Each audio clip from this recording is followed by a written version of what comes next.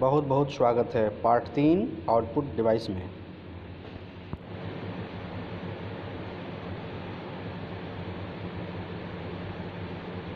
प्यारे बच्चों, आज हम लोग लेसन 3 स्टार्ट करेंगे। तीसरा पार्ट हम लोग स्टार्ट करेंगे जिसका नाम है आउटपुट डिवाइस। पिछले जो 2 चैप्टर में आप लोगों ने पढ़ा था कंप्यूटर क्या है, दूसरा चैप्टर था इनपुट डिवाइस क्या है। ये जो हमारा चैप्टर है ये है आउटपुट डिवाइस क्या है, आउटपुट डिवाइस किसे कहते हैं। तो आउटपुट डिवाइस वह डिवाइस है जब हम कंप्यूटर में इनपुट डिवाइस के द्वारा डाटा को प्रेषित करते हैं, डाटा को कंप्यूटर में भेजते हैं, तो डाटा प्रोसेस होता है और प्रोसेस होने के बाद जो रिज़ल्ट मिलता है उस रिज़ल्ट को हम आउटपुट कहते हैं। अब वो रिज़ल्ट जिस डिवाइस के माध्यम से हमें दिखाया जाता है उस डिवाइस को हम आउटपुट डिवाइस कहते हैं। कंप्यूटर के पास मेनली 2 आउटपुट डिवाइस होते हैं, मॉनिटर और प्रिंटर। तो यहाँ जो हमारा टॉपिक है आज है मॉनिटर का। मॉनिटर क्या होता है? तो मॉनिटर आप जानते हैं टीवी के आकार के जैसा दिखने वाला डिवाइस। टीवी के आकार के जैसा दिखता है मॉनिटर, जिसको हम वीडियो कहते हैं। पूरा नाम है विजुअल डिस्प्ले यूनिट, यानी कि विजुअलिटी को जो डिस्प्ले करे वह यूनिट जो विजुअलिटी को डिस्प्ले करे वही हमारा विजुअल डिस्प्ले यूनिट है, वही हमारा टेलीविज़न है, वही हमारा मॉनिटर। ये जो मॉनिटर है वो 3 प्रकार के हैं, monochrome monitor, grey scale monitor, colour monitor. Monochrome monitor कौन से होते हैं? मोनोक्रोम मॉनिटर को हम ब्लैक एंड व्हाइट मॉनिटर भी कहते हैं। मोनो का जो अर्थ होता है वो होता है एकल, मोनो का अर्थ होता है एकल, और क्रोम का जो अर्थ होता है, ये ध्यान देना है, मोनोक्रोम है, अच्छे से इसको समझिएगा कि मोनोक्रोम में मोनो का अर्थ है एकल और क्रोम का अर्थ है रंग, यानी कि एकल रंग। एकल रंग का क्या मतलब हो जाएगा? Black and white. यानी कि जो मोनोक्रोम मॉनिटर है यह ब्लैक एंड वाइट मॉनिटर है। जो दूसरा मॉनिटर आता है हमारा grey scale monitor. Grey scale monitor विशेष प्रकार के मोनोक्रोम मॉनिटर ही होते हैं जो अनेक ग्रे सेट्स में आउटपुट को प्रदर्शित करते हैं। ये आउटपुट जो दिखाते हैं ग्रे सेट्स होता है, शेडिंग जो होती है उनकी वो ग्रे कलर की होती है, मगर ये भी हमारे मोनोक्रोम ही होते हैं, कलर्ड की श्रेणी में नहीं आते। और जो तीसरा मॉनिटर है कलर मॉनिटर, यह रंगीन मॉनिटर होता है, जो आज के समय में आपके घर जो टीवी है, आपके घर पहले सादी टीवी भी होगी, ब्लैक एंड वाइट टीवी भी होगी, आज के डेट में कलर टीवी भी है, तो यही है कलर मॉनिटर। अब मॉनिटर में ये monochrome monitor, grey scale monitor, coloured monitor तो है, मगर ये तीनों 3 प्रकार से हैं। तो तकनीकी यहाँ पे कौन सी यूज़ होती है, कौन सी टेक्निक हमारे मॉनिटर में यूज़ होती है जिसके द्वारा वो कलर्ड दिखाए जाते हैं, बहुत क्लियर पिक्चर दिखता है। तो उसके लिए जो टेक्निक्स है वो जो पहले टेक्निक यूज़ होती थी वो थी CRT की। CRT का पूरा नाम कैथोड रे ट्यूब। फिर फ्लैट पैनल मॉनिटर आया, उसके बाद प्लाज्मा मॉनिटर आया जो लास्ट क्लास में बताया गया था, पेपर वाइट मॉनिटर आया और इलेक्ट्रोल्यूमिनेसेंट मॉनिटर आया। तो सबसे पहले भैया बहनों हम जानेंगे CRT के बारे में। CRT के बारे में बहुत कुछ जानने से पहले आप ये जान लो कि CRT का मॉनिटर जो आपके लैब में, जो आपके कंप्यूटर्स में मॉनिटर लगा हुआ है, वो मॉनिटर क्या CRT का मॉनिटर है? आपके घर जो हैंगिंग टीवी लगी हुई है क्या उसमें CRT का यूज़ हुआ है? तो भैया बहनों टीवी जो आप घर पे देखते हो, तो पहले अभी कुछ साल पहले ही सभी के घरों में बड़ी वाली टीवियाँ होती थी, बड़े बॉक्स के जैसे। आज की टीवी तो बहुत स्लिम आ रही है, तो उसी के आकार का कंप्यूटर भी होता था, डब्बे के जैसा कंप्यूटर था, टीवी के जैसा एकदम क्लियर दिखता था वो। तो वो जो पिक्चर ट्यूब वाली टीवी थी, अभी केवल LCD LED वाली नहीं, जो पिक्चर ट्यूब वाली टीवी थी उसी टीवी में CRT का यूज होता था। उसको ही हम बोलते हैं कैथोड रे ट्यूब। इसकी एक क्वालिटी थी कि सीआरटी तकनीकी रास्टर ग्राफिक्स के सिद्धांत पर कार्य करती है। इस सिद्धांत के अनुसार सीआरटी में निर्वात का मतलब क्या है कि वैक्यूम्स उत्पन्न होता था। जब आप उस टीवी का शेप देखेंगे तो वो वैक्यूम के जैसे होता था। वैक्यूम का मतलब क्या है कि जैसे आप यहाँ पे देख सकते हैं तो ये पोज होता था उसका इस आकार का, तो यहां से वैक्यूम्स निकलता था। उसमें से वैक्यूम्स करता क्या था, तो मोनोक्रोम मॉनिटर में इसकी समतल सतह की ओर इलेक्ट्रॉन उत्सर्जित होते थे। इलेक्ट्रॉन उत्सर्जित और इलेक्ट्रॉन का एक बारीक पुंज छोड़ा जाता है। समतल सतह के आंतरिक पृष्ठ पर फास्फर एक तरह से मान लो, तो फास्फर का मतलब क्या है कि उसका बॉर्डर, जो वो टीवी होती थी जिसके अंदर जो कांच लगा होता था उसका एक बॉर्डर को फास्फर नाम दिया जाता था, और ये फास्फोरस पदार्थ का उस पर लेपन भी होता था, इसीलिए उसका नाम दिया गया था फास्फर कोटिंग, जो उच्च गति के इलेक्ट्रॉन के टकराव से प्रकाश अथवा चमक उत्सर्जित करता था। तो टीवी में लाइट कैसे आता था, टीवी में दिखता कैसा था, चित्र कैसे प्रदर्शित होते थे, तो इसी माध्यम से होते थे। सतह का प्रत्येक डॉट अथवा पिक्सेल इलेक्ट्रॉन के एक पुंज से चमकता है। पिक्सेल आपके सभी मॉनिटर्स में पाए जाएंगे। पिक्सेल छोटे छोटे बिंदु होते हैं। पिक्सेल रो और कॉलम्स में बटे होते हैं। वो कलर्ड मॉनिटर हो, वो आपका ब्लैक एंड वाइट मॉनिटर हो, ब्लैक एंड वाइट में तो बहुत मतलब ही नहीं है। कलर्ड मॉनिटर वो पुराना टीवी हो या फिर नया मॉनिटर हो, जो भी हो, सब में यदि कलर्ड दिखाना है तो पिक्सल को होना आवश्यक है। और उस पिक्सल में छोटे छोटे छिद्र होते हैं, उन छिद्रों में बल्ब होता है। उन बल्ब के द्वारा ही वो विभिन्न कलर्ड के बल्ब होते हैं जो कहीं ना कहीं विभिन्न प्रकार की तकनीकियों से टकराते हैं और तब जाकर के वो प्रकाश उत्पन्न करते हैं और टीवी पर चित्र बनता है और फिर जो देखने वाले होते हैं वो उसको देखते हैं। अनेक इलेक्ट्रॉन एक ही बिंदु पर आघात करके फास्फोरस को जला सकते हैं, इसलिए इलेक्ट्रॉन पुंज जेड आकृति में गति करता हुआ संपूर्ण स्क्रीन पर पिक्सेलों को सक्रिय करता है। यानी कि चलता हुआ वो क्या करेगा, लाइन बाय लाइन पिक्सल को सक्रिय कर देता है और इलेक्ट्रॉन पुंज की जो जेड आकृति होती है उसकी यह गति रास्टर कहलाती है। पिक्चर ट्यूब की जो दूसरी सतह होती है जिसको हम योग कहते हैं, चुंबकीय क्षेत्र के अंतर्गत इलेक्ट्रॉन पुंज समतल सतह की ओर वो भेजता है। जब समतल सतह पर स्थित कोई एक पिक्सल कुछ क्षणों के लिए चमक कर निष्क्रिय हो जाता है तो उसको हम रिफ्रेश बोलते हैं। जैसे जल के बुझ गया तो उसको हम क्या बोलेंगे, निष्क्रिय बोलेंगे। जल के बुझ जाना ही ऑन और ऑफ कहलाता है और यह 1 सेकंड में 30 बार जल के बुझता है।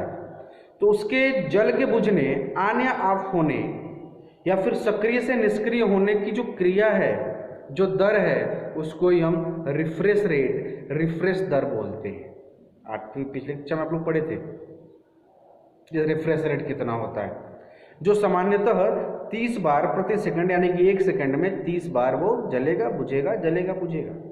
यदि रिफ्रेश दर इससे कम होगी तो पिक्चर ट्यूब अंदर हिलने लगती है, लहराने लगती है, क्योंकि रिफ्रेश रेट कम होने से जो फास्फर है यानी कि जिसके अंदर जो फास्फोरस के कण हैं अपनी दीप्ति यानी कि अपनी ग्लो, अपनी चमक को खो देते हैं, यानी कि बुझ जाते हैं। जैसे आप जानते हो फ्यूज हो जाते हैं, बल्ब फ्यूज होता है ना, वैसे ये क्या होंगे, बार बार जलेगा बुझेगा जलेगा बुझेगा। और यदि यह रेट कम होता है तो उसको मान लिया जाता है कि ये उसमें जो पिक्सेल्स हैं वो ब्लॉक हो गए, खत्म हो गए। इसी में इसके अतिरिक्त समतल सतह पर स्थित प्रत्येक पिक्सल की जो चमक होती है वो इलेक्ट्रॉन पुंज की तीव्रता पर निर्भर करती है, जो इलेक्ट्रॉन गन की वोल्टेज पर निर्भर करती है। वोल्टेज रहेगा तो वो ज़्यादा चमकेगा। जैसे पहले जो बल्ब होते थे पीले वाले, तो वोल्टेज जब घर में रहता था तो वो ज़्यादा तेज़ जलते थे, और जब वोल्टेज कम हो जाता है तो उनकी लाइट कम हो जाती थी। डिजिटल मॉनिटरों में वोल्टेज की उपस्थिति और अनुपस्थिति पिक्सेल को क्रमशः ऑन या ऑफ करती है। आधुनिक मॉनिटर, जिन्हें एनालॉग मॉनिटर कहते हैं, में प्रत्येक पिक्सल की स्पष्टता को इलेक्ट्रॉन के सतत पुंज यानी कि पुंज मतलब बीम, किरणें से नियंत्रित किया जा सकता है। मोनोक्रोम मॉनिटर की कैथोड रे ट्यूब में यह तकनीकी ग्रे स्केल पर प्रभाव उत्पन्न करती है और कलर मॉनिटर की CRT की यह तकनीकें डिजिटल मॉनिटर की तुलना में अधिक संख्या में रंग उत्पन्न करती। किसमें? तो कलर मॉनिटर में। यदि कलर मॉनिटर में डिजिटल मॉनिटर की तुलना में, यदि कलर मॉनिटर में यूज़ करें और डिजिटल मॉनिटर वो ना हो तो CRT की जो तकनीकी है ज़्यादा रंग उत्पन्न कर सकती है। और जब ज़्यादा रंग उत्पन्न होते हैं तो भैया बहनों वो उसको हम और अच्छा कह सकते हैं। और अच्छा कहने का मतलब क्या है कि जब एक मॉनिटर में केवल एक रंग उत्पन्न हो, 2 रंग उत्पन्न हो, 10 रंग उत्पन्न हो, तो वो मॉनिटर अच्छी तकनीकी का मॉनिटर नहीं है। उसमें अधिक रंग अभी आगे आएगा कि कैसे आपके तकनीकियाँ हैं जिसमें 12-12 लाख 16-16 लाख कलर उत्पन्न होते हैं, उनके पास ऐसा पावर है। कलर मॉनिटर की जो CRT में अनेक अतिरिक्त भाग लगे होते हैं, CRT में अनेक अतिरिक्त भाग लगे होते हैं, जैसे एक इलेक्ट्रॉन गन के स्थान पर 3 इलेक्ट्रॉन गन होती हैं। RGB फुल फॉर्म में याद रखिएगा, रेड ग्रीन ब्लू। RGB रंगों के लिए अलग अलग लगाई जाती है। इसके अतिरिक्त इसमें 1 पिक्सल के लिए 3 फास्फोर का लेपन भी होता है, यानी कि उसको और मजबूती प्रदान कर दी गई है। इसमें प्रत्येक पिक्सल एक इलेक्ट्रॉन से 3 प्रकार से 3 रंग उत्पन्न कर सकता है, क्योंकि हर प्रकार 3 कलर है ना, तो हर जितनी बार टकराएगा एक एक कलर उत्पन्न करेगा। लाल, हरे और नीले रंग के अतिरिक्त अन्य रंग और उनके टिंट सेट इलेक्ट्रॉन पुंज की तीव्रता को घटा बढ़ाकर उत्पन्न कर सकते। ये CRT तकनीकी है। जो दूसरी तकनीकी है वो है flat panel monitor. Flat panel monitor का क्या मतलब है? वर्तमान में CRT तकनीकी के स्थान पर मॉनिटर और डिस्प्ले डिवाइस की नई तकनीकियाँ विकसित होती गई, जिनमें आवेशित कुछ रासायनिक तत्व का लगा यूज़ होने, जैसे उसमें यौगिक गैसों का कांच लगा यूज़ होने, उसमें प्लेटों के माध्यम से गैस भर दिया गया।